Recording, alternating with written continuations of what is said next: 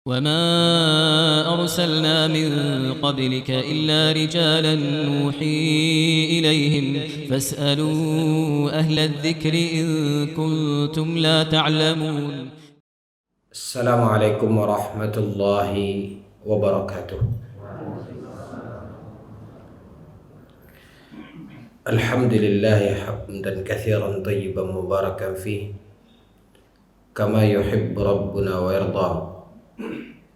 أشهد أن لا إله إلا الله وحده لا شريك له وأشهد أن محمدا عبده ورسوله لا نبي بعده. Ikhwatal iman, Bapak dan Ibu kaum muslimin wal muslimat rahimakumullah. Allah Subhanahu wa ta'ala menciptakan kita. Allah Subhanahu wa ta'ala memberikan kehidupan kepada kita. Allah cukupi dan lengkapi apa yang kita butuhkan di dalam kehidupan tersebut. Namun Allah yang telah memberi segalanya kepada kita, dan tidak seorang pun dari kita kecuali dia tergantung kepada Allah yang Maha Memiliki. Namun Bapak dan Ibu, tidak jarang dari kita kadang-kadang seolah-olah lupa bahwasanya hidup kita tergantung kepada Allah. Seharusnya di dalam kehidupan seorang manusia, ketika dia akan melangkah, maka hendaklah dia berpikir akan apa yang dia perbuat. Kalau dia melakukan sesuatu, kira-kira bagaimana menurut Allah Subhanahu wa ta'ala. Sementara yang dia lakukan itu adalah satu perbuatan yang terlarang, yang dimurkai oleh Allah Azza wa Jalla, sementara dia hidup dari Allah. Bapak dan Ibu, Imam Ibn Qayyim Al-Jauziyah menyebutkan di salah satu karya ilmiah beliau, satu langkah dan upaya yang harus dilekatkan oleh seorang mukmin di dalam dirinya. Langkah-langkah dan cara pandang yang akan menuntun kita untuk berpikir melakukan kesalahan dan kedurhakaan kepada Allah. Ada beberapa langkah yang diterangkan oleh Imam Ibn Qayyim Al-Jauziyah, yang kemudian langkah-langkah itu diuraikan kembali oleh Syekh Abdul Razak bin Abdul Muhsin Al-Abbad di dalam kitabnya Bawa'ithul Khalas Minadz Dzunubi wal Ma'asi, di mana dinukilkan di antara langkahnya ikhwatal iman adalah apa yang diceritakan tentang seorang pemuda yang dia pernah mendatangi Ibrahim bin Adham, tentang kondisi dan keadaannya seperti yang semua kita sering alami, ikhwatal iman. Kadang-kadang kita sadari itu sebuah kesalahan, itu sebuah kekeliruan, tapi lihat apa yang kita lakukan. Seringkali di satu kesalahan yang sama terulang kembali dan terulang kembali. Telah sampai kepada kita dan telah faham kita bahwasanya kalau kita salah, segera kita bertobat. Fatubu ilallah, bertobatlah kepada Allah. Namun ketika kesadaran itu hinggap di hati kita, kita ingin bertaubat, kita ingin minta ampun kepada Allah, kita sadari kesalahan itu, namun tidak jarang kembali terulangi. Inilah kita manusia. Makanya salah satu langkah ikhwatal iman, ketika seorang pemuda datang kepada Ibrahim bin Adham, dia mengatakan kondisi dia yang selalu terjerumus, terjerembab ke dalam dosa yang sama. Lalu dikatakan oleh Ibrahim bin Adham, wahai saudaraku, lihatlah, jika engkau bisa menjalankan 5 hal ini, maka hal itu tidak akan mempengaruhimu dosa apapun dan sesering apapun kesalahan engkau lakukan. Maka pemuda itu dengan semangat mendengarkan apa yang akan diuraikan oleh Ibrahim bin Adham. Dikatakan oleh Ibrahim bin Adham, wahai saudaraku, jika engkau ingin melakukan kesalahan, jika engkau ingin berbuat dosa, maka satu ada kuncinya. Apa itu? Fala ta'kul min rizqihi. Kalau engkau ingin durhaka, ingin meninggalkan perintah Allah, ingin menjauh dari syariat Allah, ingin berbuat dosa dan kemaksiatan, maka jangan engkau makan dari rezeki Allah. Itu kuncinya. Lalu pemuda tadi bertanya, Bapak dan Ibu yang dimuliakan oleh Allah, famin aina akul? Lalu dari mana aku makan? Bukankah semua apa yang ada di langit dan apa yang ada di bumi itu adalah milik Allah? Apa yang Allah hantarkan kepada kita adalah rezeki Allah. Famin aina akul? Lalu dari mana aku bisa hidup? Ikhwatal iman, apa kata Ibrahim bin Adham memberikan nasihat kepada pemuda ini? Ayahada, afa yuhsinu an ta'kul min rizqihi wa ta'siyah.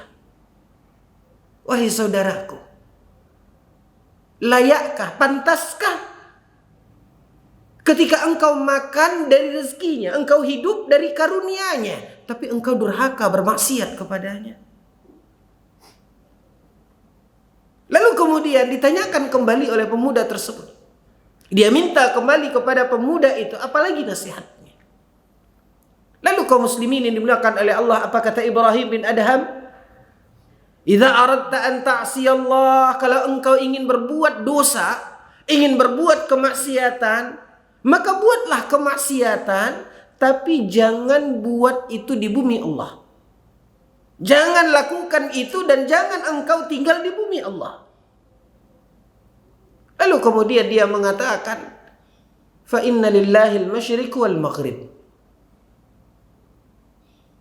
Setiap sudut dunia ini adalah milik Allah, dari timur ke barat. Ayu ardin tuqilluni wa ayu sama'in tudhilluni.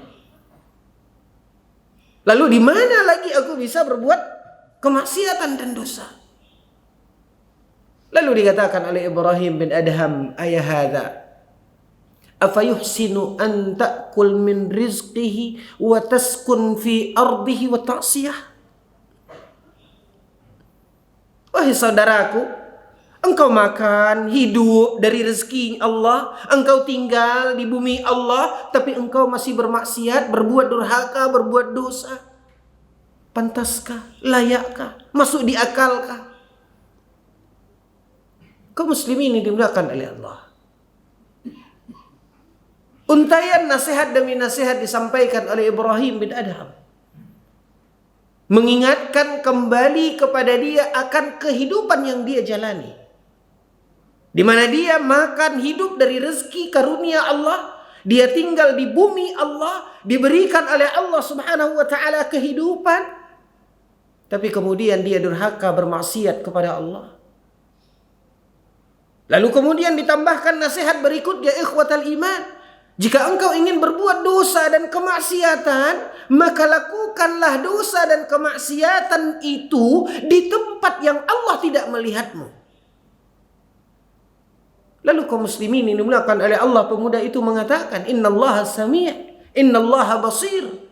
Sesungguhnya Allah Maha mendengar, Allah Maha melihat, ya'lamu ma tusirruna wa ma tu'linun. Allah mengetahui apa yang engkau sembunyikan dan apa yang engkau tampakkan. Lalu diingatkan oleh Ibrahim bin Adham, sekarang coba fikir. Engkau makan dari rezekinya, engkau tinggal di buminya, lalu engkau durhaka sementara dia melihatmu. Kaum muslimin yang dimuliakan oleh Allah Azza wa Jalla. Ditambah lagi nasihat yang dikatakan oleh Ibrahim bin Adham, jika engkau ingin berbuat kemaksiatan, nanti apabila datang malakul maut, apabila datang malaikat maut untuk akan mencabut nyawamu, maka katakan kepada malaikat maut, minta waktu dulu, beri aku kesempatan, aku ingin bertobat. Lalu pemuda itu mengatakan, mana mungkin, ajal itu kita tidak tahu kapan datangnya, dan dia pasti datang. Apabila telah sampai pada waktunya, la yastakhiruna sa'atan wa la yastaqdimun, tidak dapat digeser, tidak akan dapat saya untuk minta tangguh kepada malaikat maut. Lalu ikhwatal iman, diingatkan kembali oleh Ibrahim bin Adham,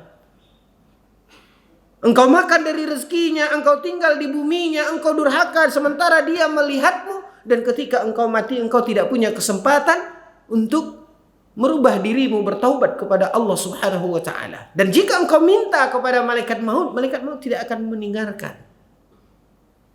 Lalu dia berikan nasihat yang terakhir, yang kelima. Dia katakan, ikhwatal iman, nanti apabila malakuz zabaniyah, penjaga neraka, ingin membawamu dan menyeretmu ke neraka, minta tangguh kepada malaikat zabaniyah. Apa kata dia? Tidak mungkin malaikat itu akan mendengarkan, memenuhi permintaanku. Apa yang diberikan oleh Ibrahim bin Adham, memberikan nasihat dan tausiah kepada pemuda tersebut, akhirnya menyadarkan dia dari apa yang dijelaskan oleh Ibrahim bin Adham, membuka hati dan pikirannya agar seorang manusia sebelum melakukan kekhilafan dan kesalahan, hendaklah dia melihat akan kebesaran karunia Allah. Suatu hal yang tidak masuk di akal, suatu hal yang tidak layak dan tidak pantas dalam kehidupan kita manusia. Lihatlah apa yang telah Allah anugerahkan kepada kita. Lihatlah apa yang Allah telah sediakan dalam kebutuhan hidup kita. Lalu kita mendurhakai Allah, kita mengabaikan perintah dan syariat Allah, sementara Allah melihat kita. Dan lihatlah ketika itu kita lakukan dan masih kita ulangi untuk melakukannya, Allah tidak sekonyong-konyong menghentikan dan mencabut apa yang telah Allah berikan untuk kita. Disitulah kaum muslimin ini dimuliakan oleh Allah. Apapun yang telah terjadi pada kita. Dan inilah yang kemudian menyadarkan pemuda tersebut dari nasihat yang disampaikan oleh Ibrahim bin Adham. Lalu pemuda itu mengatakan, cukup. Wa inni la astaghfirullah. Dia pun mengatakan, sesungguhnya tidak ada jalan, tidak ada langkah dari apa yang bisa aku lakukan selain daripada aku memohon ampunan kepada Allah. Ya Allah, ampunilah aku. Itulah kita manusia, Bapak dan Ibu yang dimuliakan oleh Allah. Padahal kita semua mengetahui apa yang terjadi dalam kehidupan manusia pertama yang Allah Tabaraka wa Ta'ala ciptakan. Ketika Nabi Adam dan Hawa tergoda oleh bisikan dan rayuan iblis, sehingga Nabi Adam melakukan kesalahan, melanggar apa yang telah diperintahkan dan digariskan oleh Allah Azza wa Jalla. Fa'akala minha. Ikhwatal iman. Apa kata Allah? Fa'akala minha. Lalu mereka berdua, yaitu Nabi Adam dan Hawa, memakan buah yang telah diingatkan oleh Allah Subhanahu wa ta'ala. Dan ketika itu Nabi Adam dan Hawa belum memakan seluruh buah ini.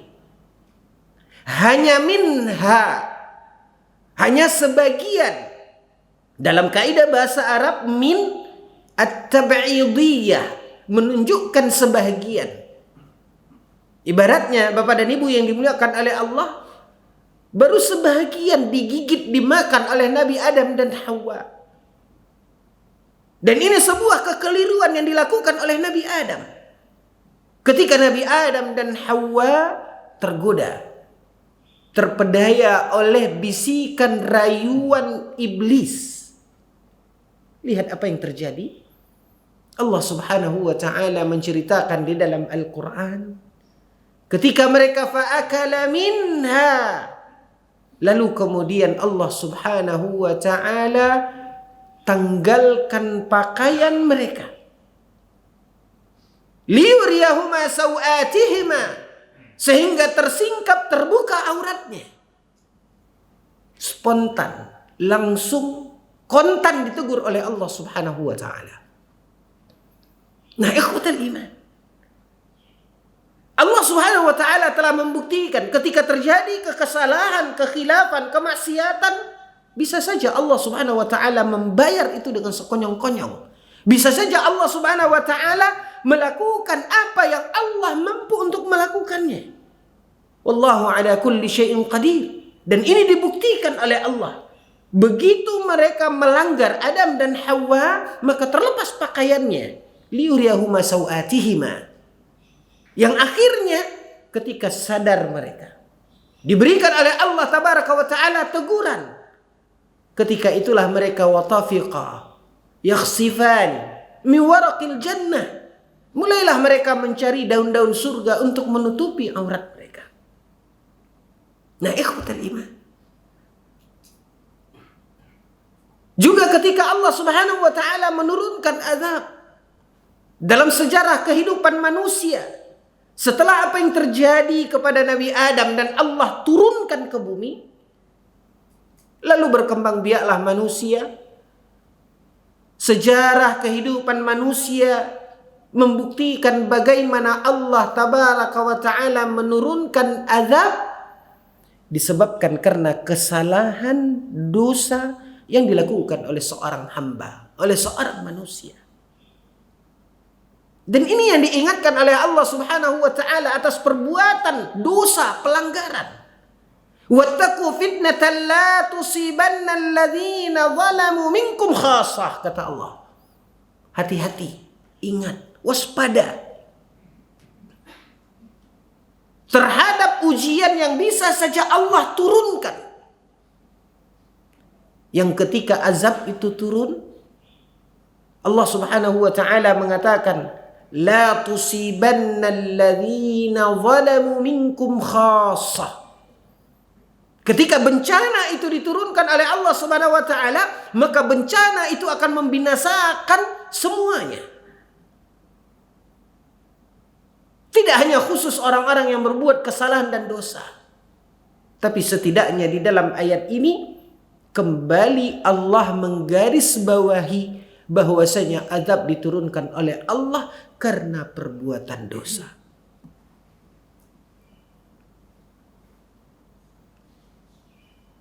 Kaum Ad, kaum Thamud, kaum Nabi Nuh,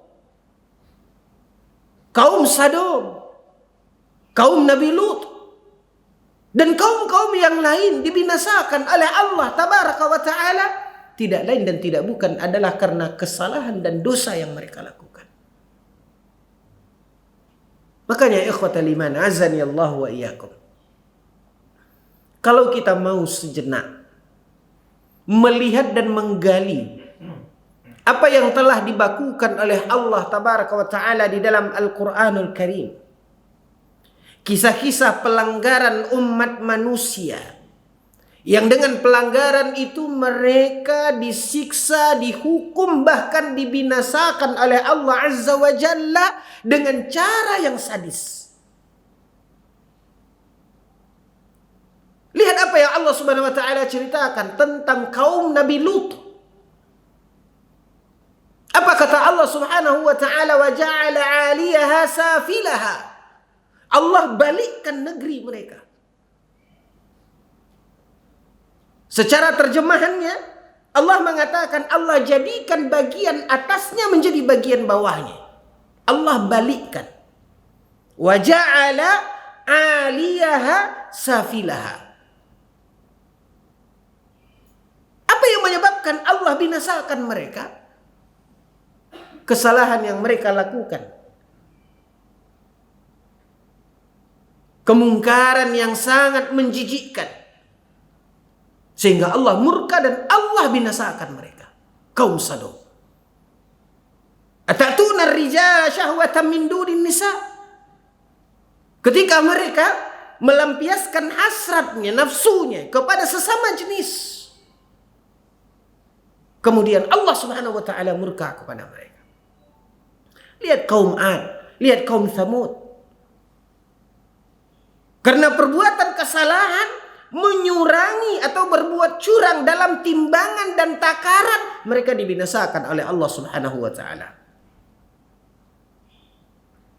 Maka lihatlah ikhwatal iman. Kalau kita mau sejenak melihat kisah-kisah untayan yang diceritakan dalam Al-Qur'an. Kaum ini kesalahannya, kaum ini melakukan kesalahan ini, dibinasakan oleh Allah Azza wa Jalla. Ikhwatal iman, tidakkah kita khawatir? Di mana hari ini, di negeri kita, bukan lagi satu kesalahan yang karena kesalahan itu Allah binasakan satu kaum, tapi semua kesalahan itu rata di negeri kita.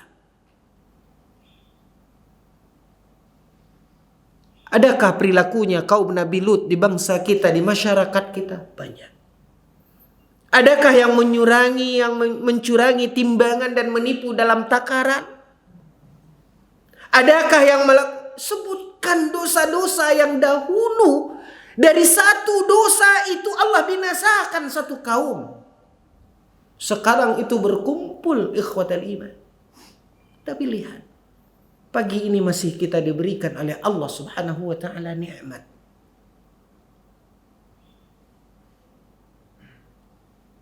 Dan kalau seandainya karena dosa-dosa itu Allah Subhanahu wa taala turunkan azab, ingat, la tusibanna alladhina zalamu minkum khassah. Ketika bencana itu datang, tidak hanya menghancurkan, membinasakan khususnya orang-orang yang zalim saja, tidak. Tapi lihat apa yang masih Allah berikan kepada kita. Maka ikhwatal iman, a'azzani Allah wa iyyakum. Sandaran terbesar dalam hidup kita adalah munajat dan harapan akan ampunan Allah tabaraka wa ta'ala. Karena ikhwatal iman, Allah Subhanahu wa ta'ala menghimbau kita untuk menyadari kesalahan kita, kekhilafan kita, kekeliruan kita, dengan memohon kepada Allah. Dengan kita meminta ampun atas kesalahan dan kekhilafan serta dosa kita. Dan Allah berfirman di dalam Al-Quran, wasari'u ila maghfiratin min rabbikum. Bersegera, jangan tunda-tunda. Karena dampak daripada perbuatan dosa itu sangatlah besar. Akibat dari kemaksiatan dan kedurhakaan kepada Allah tabaraka wa ta'ala, amat menakutkan. Wasari'u ila maghfiratin min rabbikum. Makanya ikhwatal iman azani Allah wa iyyakum. Pada kesempatan ini mari kita lihat dan tilik diri kita. Kadang-kadang ada harapan dan keinginan kita ingin meminta ampun dan bertaubat kepada Allah atas kesalahan dan dosa yang pernah kita lakukan.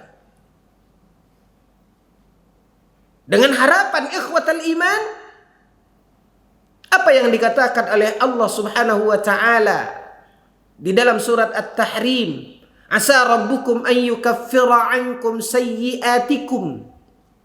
Kita berharap dengan taubat itu, kita minta ampun kepada Allah dan bertaubat dengan meninggalkan kesalahan dan dosa, dengan menyesali dan berjanji serta bertekad di dalam diri kita untuk tidak mengulanginya.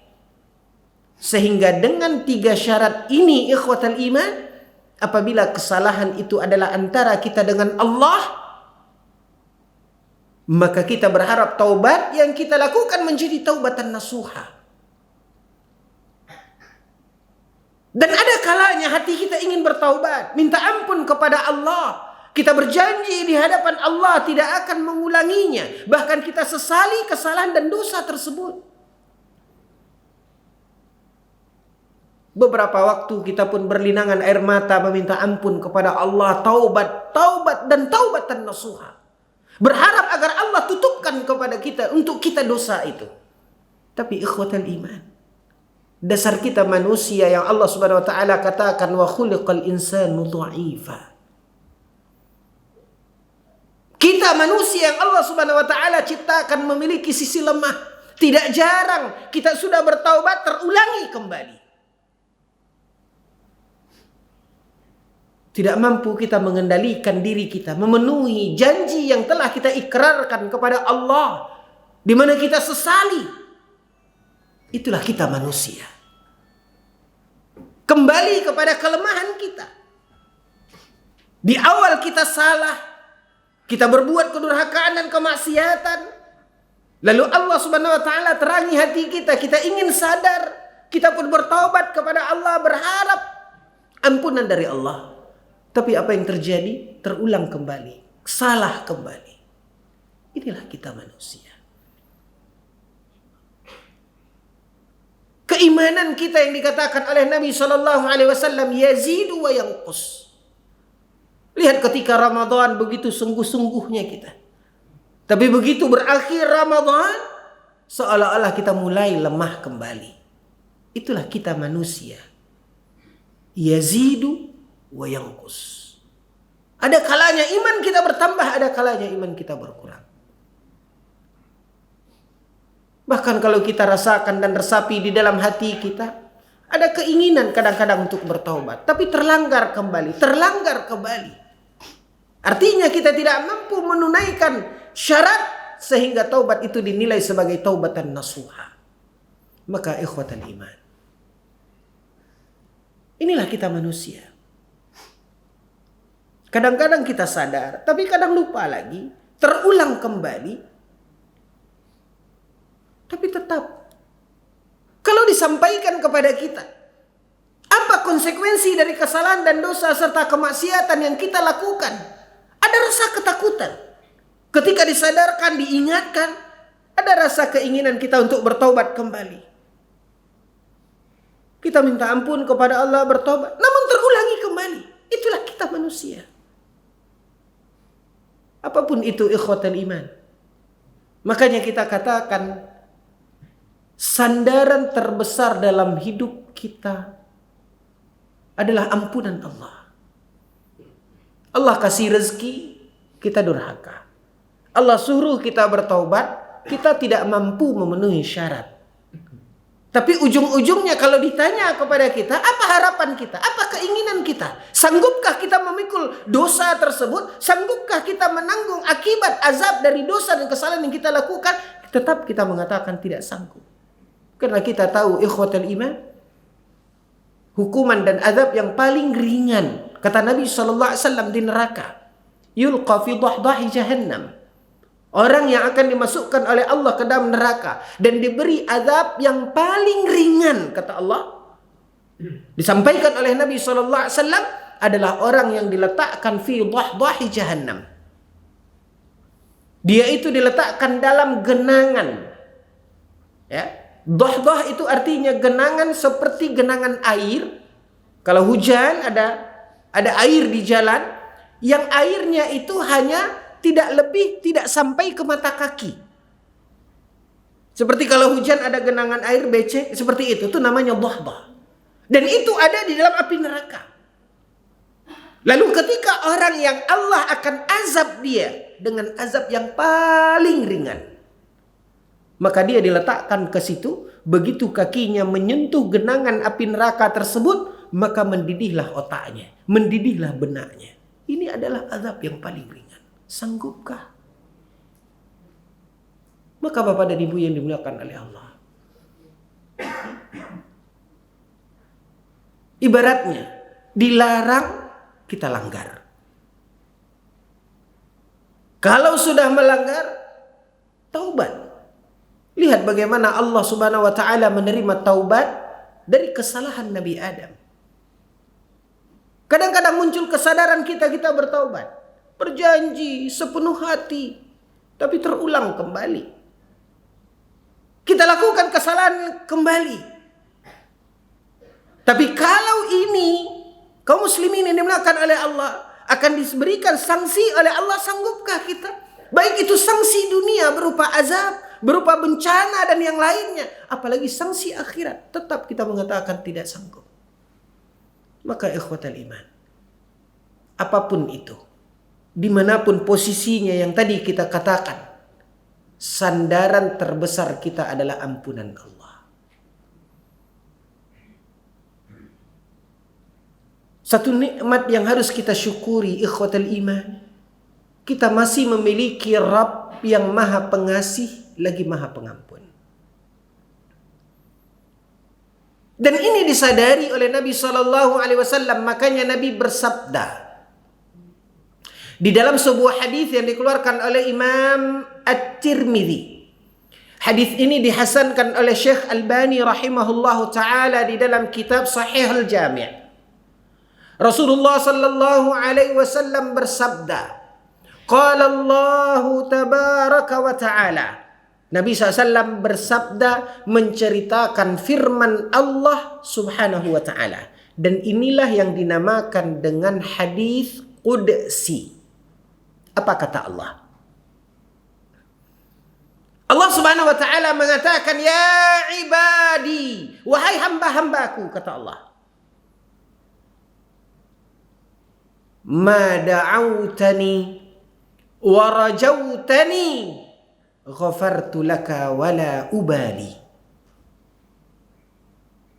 Kata Allah Subhanahu wa ta'ala, disampaikan oleh Nabi di dalam hadis qudsi ini. Dan hadis ini derajatnya hasan. Allah Subhanahu wa ta'ala mengatakan, wahai hambaku, ma da'autani wa rajautani ghafartu laka wala ubali. Selama engkau memohon, meminta, bermunajat, kata Allah Subhanahu wa ta'ala, berdoa, selama engkau meminta ampun kepadaku, kata Allah, tengadahkan tangan kita, minta kepada Allah Subhanahu wa ta'ala ampunan dalam doa kita, maka Allah Subhanahu wa ta'ala mengatakan, ghafartu laka wala ubali, maka niscaya akan aku berikan untukmu ampunan dan aku tidak peduli dengan kesalahan dan dosamu. Lalu kata Allah, ya ibadi, law istaghfartani ghafartu laka walau balaghat dhunubuka ananas samai. Wahai hambaku, perbanyaklah istighfar. Kalau tadi doa, kita memohon, meminta kepada Allah. Dalam doa kita, ya Allah, ampunilah aku. Yang kedua, kata Allah Subhanahu wa ta'ala, perbanyaklah istighfar. Dengan kita membaca astaghfirullah, Dengan lafaz-lafaz istighfar yang lainnya, sayyidul istighfar, Allahumma anta rabbi, la ilaha illa anta, khalaqtani, sampai akhir. Apapun bentuk dari istighfar tersebut, maka kita disuruh oleh Allah untuk memperbanyaknya. Yang ketika kita memperbanyak istighfar, apa kata Allah? Ghafartu laka walau balaghat dhunubuka ananas samai. Niscaya akan aku ampunkan dosa dan kesalahanmu kendati pun sebanyak bintang di langit. Yang ketiga kata Allah Subhanahu wa taala, ya ibadi, law ataitani biqurabil ardi khataya, thumma laqitani la tusyrik bi syai'a, la ataituka biqurabiha maghfirah. Kata Allah Subhanahu wa taala, wahai hambaku, jika engkau datang menghadap kepadaku memikul dosa seberat bumi, dengan syarat engkau tidak melakukan kesyirikan. Kendati pun ada dosa-dosa yang lain, dan dosa yang lain itu bukan sedikit, seberat bumi. Apa janji Allah Bapak dan Ibu? La ataituka biqurabiha maghfirah. Niscaya akan aku berikan seberat itu pula ampunan. Bukan kita berusaha melegalkan dosa Bapak dan Ibu yang dimuliakan oleh Allah, tapi setidaknya menumbuhkan harapan pada diri kita atas kesalahan dan kekhilafan kita. Kita masih memiliki Rabb yang Maha Pengampun. Dengan catatan munajat kepada Allah, minta kepada Allah, perbanyak istighfar, dan setidaknya harga mati untuk dosa syirik. Karena apabila kita melakukan kesyirikan, kita tahu innallaha la yaghfiru an yushraka bih. Sesungguhnya Allah tidak mengampuni kesyirikan ketika kita menyekutukan Allah. Wa yaghfiru ma duna dzalika liman yasha. Bukan kita melegalkan dosa, tidak. Tapi dosa-dosa yang lain yang tidak separah kesyirikan masih ada kemungkinan diampunkan oleh Allah Azza wa Jalla. Terutama kaum muslimin yang dimuliakan oleh Allah. Satu kebaikan dalam permohonan ampunan kita, yang ketika kita memohonkan ampunan tersebut, kita akan mendapatkan kebaikan yang lain. Dan ini adalah satu amalan yang sangat dianjurkan. Sesuai dengan kata pepatah, sekali merangkuh dayung 2-3 pulau terlampaui. Yaitu permohonan ampunan kita kaum muslimin yang dimuliakan oleh Allah, di mana kita memohon kepada Allah, Rabbighfirli wali walidayya. Kenapa kita katakan sekali merangkuh dayung 2-3 pulau terlampaui? Rabbighfirli wali walidayya. Kaum muslimin yang dimuliakan oleh Allah, ucapan kalimat yang pendek ini mengandung beberapa kebaikan. Pertama, kebaikan memohon ampunan yang diperintahkan oleh Allah. Rabbighfirli, ya Allah ampunilah dosaku. Lalu kita tambahkan wali walidayya, artinya dan dosa kedua orang tuaku. Kaum muslimin yang dimuliakan oleh Allah, apa kebaikannya? Pertama, kita telah meminta ampun sesuai dengan apa yang diperintahkan oleh Allah. Yang kedua, kita memohonkan dan mendoakan orang tua kita. Kaum muslimin yang dimuliakan oleh Allah, diceritakan oleh Nabi SAW dalam hadis yang dikeluarkan oleh Imam Al-Bukhari tentang seseorang Bapak, ketika di surga Allah letakkan dia di tempat yang mulia. Dia sadar, dia tahu bahwasanya di dalam kehidupannya di dunia, rasanya tidak ada amal yang istimewa yang dia perbuat, yang dia lakukan, sehingga Allah berikan dia singgasana yang mulia ini. Rasanya dia tidak pantas, rasanya belum layak dia dari kesolehan amal yang dia lakukan semasa hidupnya. Tiba-tiba Allah letakkan dia di tempat yang mulia. Karena keterbatasannya dalam beribadah, dalam ilmu, dalam amal, rasanya nggak akan sampai, nggak akan dia mencapai itu. Lalu dia bertanya kepada Allah, ya Rabb, Aina li hadza? Ya Allah, dari mana ini aku dapatkan? Karena dia yakin, dia merasa bahwasanya dia tidak akan sampai ke tempat yang mulia itu. Tapi ternyata dia didudukkan oleh Allah di singgasana yang rasanya nggak mungkin. Maka dia bertanya kepada Allah, Aina li hadza? Ya Allah, dari mana ini? Lalu dikatakan dan dijawab oleh Allah Azza wa Jalla, bistighfari waladika laka. Ini engkau peroleh lantaran anakmu sering memintakan ampunan untukmu. Maka selipkan permohonan ampunan kita kepada Allah atas kesalahan dosa kita. Selipkan juga permohonan ampunan untuk kemuliaan kedua orang tua kita.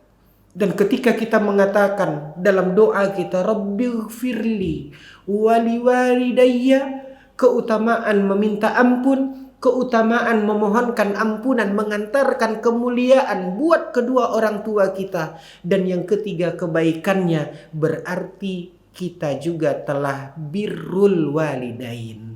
Berarti kita juga sudah melaksanakan bakti kita kepada orang tua kita, kendati pun mereka telah tiada. Inilah kebaikan yang bisa kita lakukan. Dari satu kebaikan ringan yang kita lakukan ada banyak manfaat dan faedah. Intinya kaum muslimin yang dimuliakan oleh Allah, jangan pernah berhenti kita walaupun kita berusaha untuk berhenti berbuat kesalahan dan dosa. Tapi kadang kelemahan kita menghambat kita untuk berubah. Tapi jangan pernah kita berhenti selalu berdoa minta ampun kepada Allah. Perbanyaklah istighfar dalam setiap aktivitas dan langkah kita. Dan kemudian yang ketiga, harga mati untuk dosa syirik. Mudah-mudahan Bapak dan Ibu yang dimuliakan oleh Allah, Allah Subhanahu wa taala memberikan ampunan dan rahmat buat kita hingga akhir hayat kita. Allah berikan kepada kita semuanya husnul khatimah. Amin ya rabbal alamin. Mungkin ini saja Bapak dan Ibu yang dimuliakan oleh Allah yang bisa kita sampaikan. Mohon maaf atas segala kekhilafan dan kekurangan. Waktu jua yang membatasi kita. Wassallallahu ala nabiyina Muhammad wa ala alihi wa sahbihi wa sallim. Walhamdulillahi rabbil alamin. Subhanakallahumma bihamdika ashhadu an la ilaha illa anta astaghfiruka wa atubu ilaik. Wassalamu alaikum warahmatullahi wabarakatuh.